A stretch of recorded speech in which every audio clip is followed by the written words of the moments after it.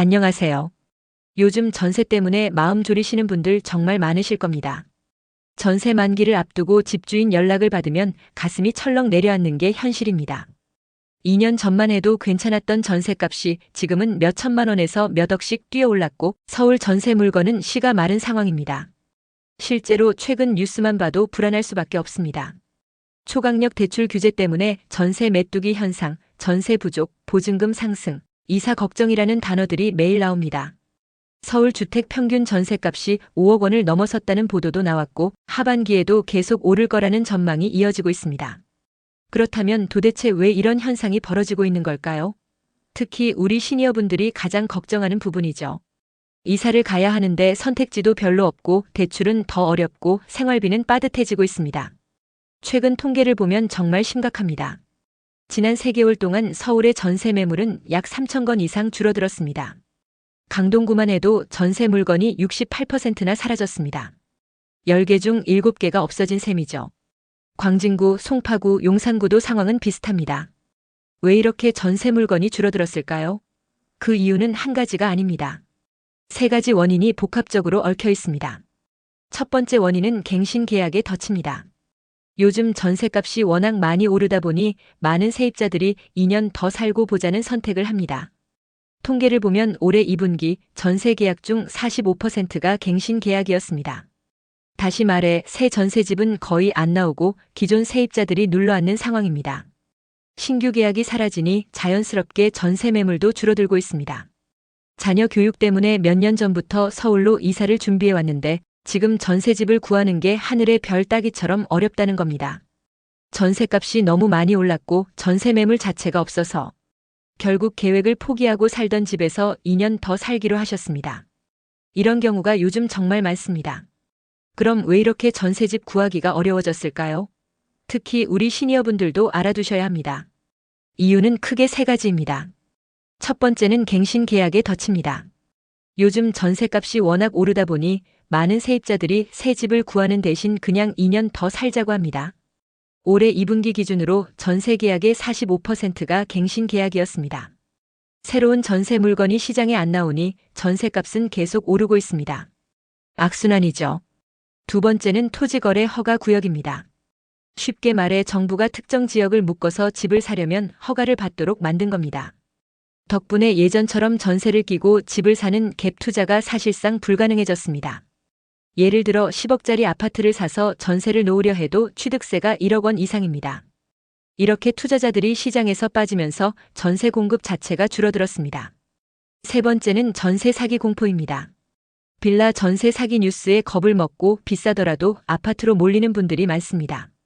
최근 통계를 보면 몇 년 전만 해도 빌라 전세 비율이 전체의 75%, 아파트는 25%였는데 지금은 아파트가 63%, 빌라는 37%로 완전히 뒤바뀌었습니다. 이걸 쉽게 비유하면 원래 8차선 도로에서 여유 있게 다니던 차들이 갑자기 모두 2차선, 좁은 길로만 몰리는 상황입니다. 그래서 아파트 전세는 더 귀해지고 값은 계속 오르는 겁니다. 이런 전세 대란이 오래만의 일이 아닙니다.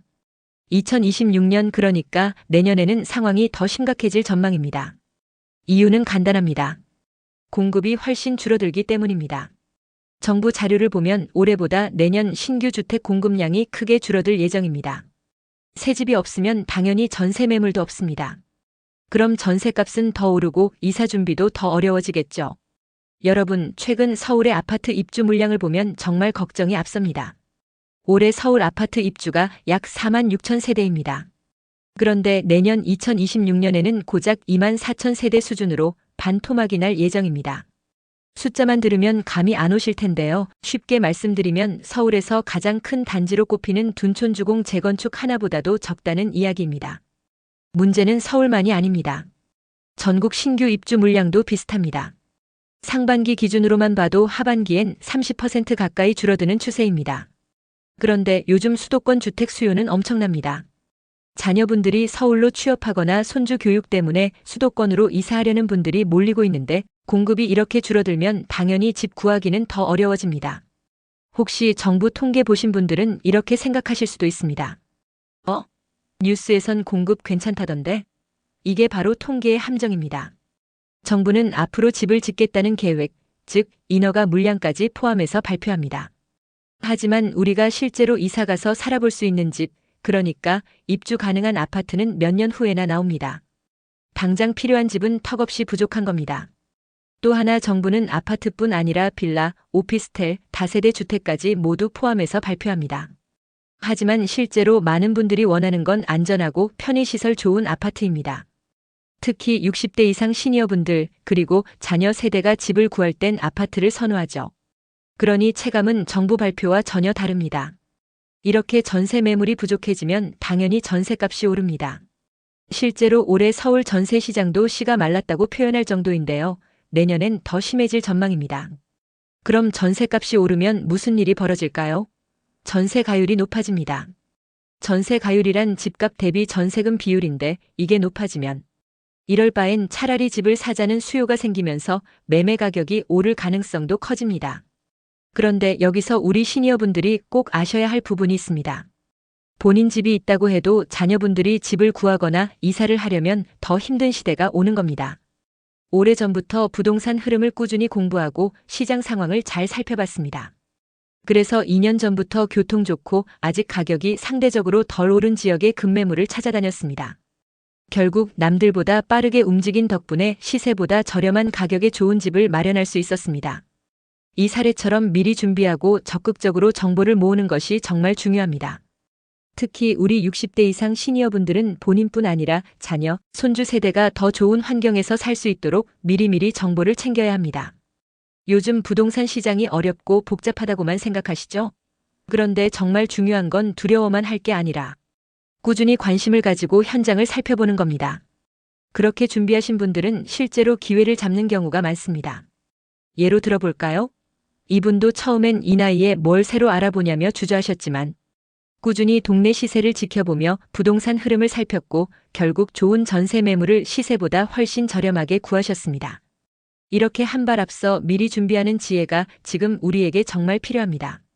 그렇다면 우리 시니어 분들께 꼭 필요한 실질적인 방법을 2가지로 정리해 드리겠습니다.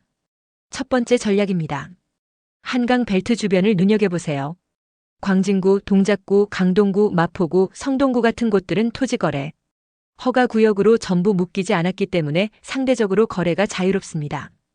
특히 이 지역들은 전세 가격은 많이 올랐지만 매매 가격이 상대적으로 안정된 단지들이 곳곳에 남아 있습니다.